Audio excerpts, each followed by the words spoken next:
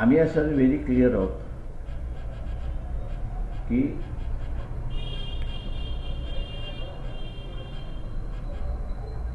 BJPला असं वाटतं की आम्ही त्यांच्याबरोबर यावं, तर त्यांनी ताबडतोब RSSला रजिस्ट्रेशन करून घ्यावं,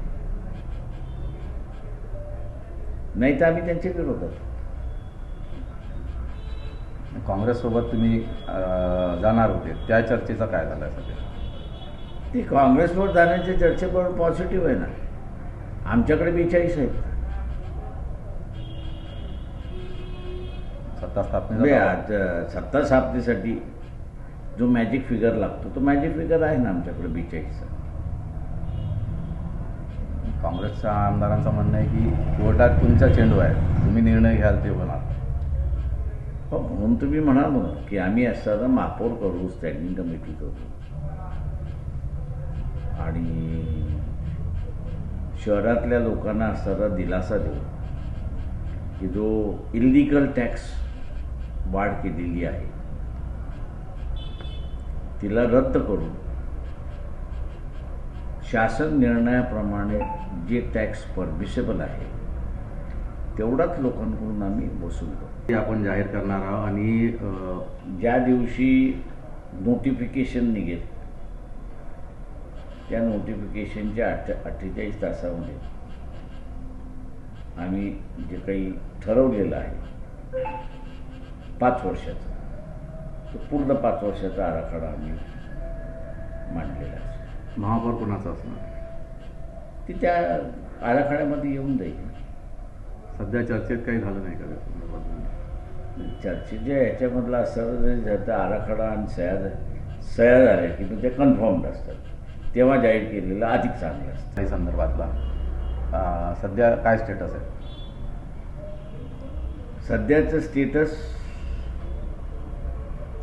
हे मुंबईवरती डिपेंडेबल आहे.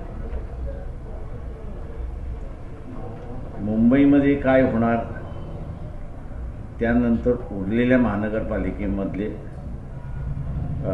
समीकरणं बदलत जातील अशी परिस्थिती आहे. आणि दुसरं असं आहे की जोपर्यंत तारखा लागत नाही तोपर्यंत खायदोसाचा कार्यक्रम चालू आहे. तेव्हा त्या खायदोसाच्या कार्यक्रमामध्ये आम्ही काही इंटरफिअर्स करायला मागत नाही. तो चालू द्यावा. फक्त मी खायदोसमध्ये एवढंच सांगणार आहे की जाफरानी बिर्याणी ही इन्क्लूड करून घ्या. संदर्भात काही ठरलं आहे का? मग 42 जर असेल तुमच्याकडे तर नाही, माझ्या अंदाजानं आम्ही असं ज्याला हे म्हणतोय सध्या तरी ज्यांनी त्यांनी आपापल्या आघाड्या पहिल्यांदा रजिस्टर करावं आणि आपापल्या आघाड्या रजिस्टर केल्यानंतर मग त्या आघाड्यांचं मर्जर जे आहे ते आपण असं वेगळं केलं पाहिजे. हा प्रस्ताव त्या ठिकाणी आहे. आणि याचं सगळ्यात मोठं कारण की शिवसेनेने अगोदर चर्चा सुरुवात होण्याच्या अगोदरच त्यांचं रजिस्ट्रेशन वेगळा गट म्हणून केलेलं आहे. दुसरं जे ठरलं जागा वाटपाचं, सत्ता वाटपाचं, ते काय ठरलेलं आहे? हे 2 गोष्टी आम्ही असं ही एक कटोरा थिअरी आणि एक इक्वालिटी म्हणजे बराबरकी थिअरी. म्हटलं आपण एकत्र येणार आहोत, त्यांनी इक्वालिटीचं प्रिन्सिपल मान्य केलं पाहिजे सगळ्या ह्याच्यामध्ये. ज्याची जेवढी स्ट्रेंथ आहे त्याचा रेशिओ आपण असणारा काढू आणि त्या रेशिओप्रमाणे प्रत्येकाला त्याचा पदामध्ये, बजेटमध्ये आणि राज्य शासनाकडून येणारा निधी जो आहे त्याच्यामधलं पर्सेंटेज हा त्याचा अधिकार म्हणून राहतो. त्याला कटोरा घेऊन फिरण्याची काहीही गरज नाही. तो लहान पक्ष असेल किंवा मोठा पक्ष असेल, त्याला प्रत्येकाला आपला शेअर हे लक्षात येऊ शकतो आहे आणि म्हणून आम्ही म्हटलं की कटोरा संस्कृती वर्सेस बरोबरची संस्कृती. सर्वसाधारणपणे चर्चाही झाली. 5 वर्षामध्ये कोणाकोणाला काय काय मिळू शकतं, पॉसिबिलिटी काय काय आहे याचा असणारा एक चार्ट आम्ही केला होता प्रत्येक वर्षी.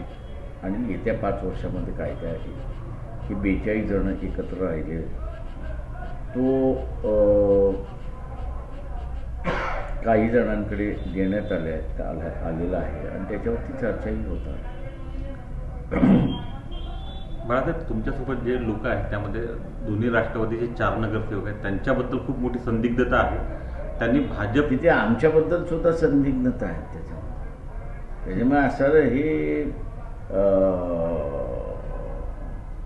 मी एक राजकारणाचा भाग म्हणून मानतो की विरोधक जे आहे ते नेहमीच कुरघोडी करण्याच्या दृष्टिकोनातून बातम्या सोडत असतात, पुढ्या सोडत असतात. त्याच्यामुळे it's a part and parcel of the game असं मी त्या ठिकाणी मानतो. काल जी बैठक झाली म्हणजे वेगळ्या पक्षाचे जर असले तर काही बॉन्डिंग वेगळं दिसलं. तर काल जी चर्चा झाली, आज दिवसभरात जी चर्चा झाली, तुम्ही सर्व एकत्र राहाल हे इथपर्यंत लोकांचा मॅन्डेट जो आहे तो आम्ही असं सांगितलं की BJPच्या विरोधातला मॅन्डेट आहे आणि BJPच्या विरोधातला मॅन्डेट असल्यामुळे ही आपली जबाबदारी आहे की आपण तो मॅन्डेटचं रिस्पेक्ट केला पाहिजे, इज्जत ठेवली पाहिजे आणि त्या प्रमाणात आपण असताना आपलं राजकीय चारित्र्य जे आहे ते आपण ठेवलं पाहिजे. त्याच्यामुळे ह्या गोष्टीकडे सगळेच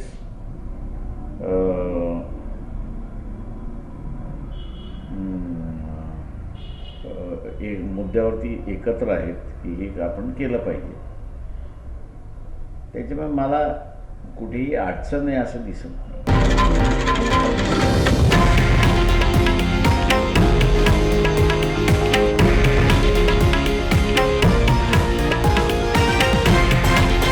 हे आहे देशातील नंबर 1 न्यूज नेटवर्क आणि आपण पाहत आहात TV9 मराठी, एकमेव.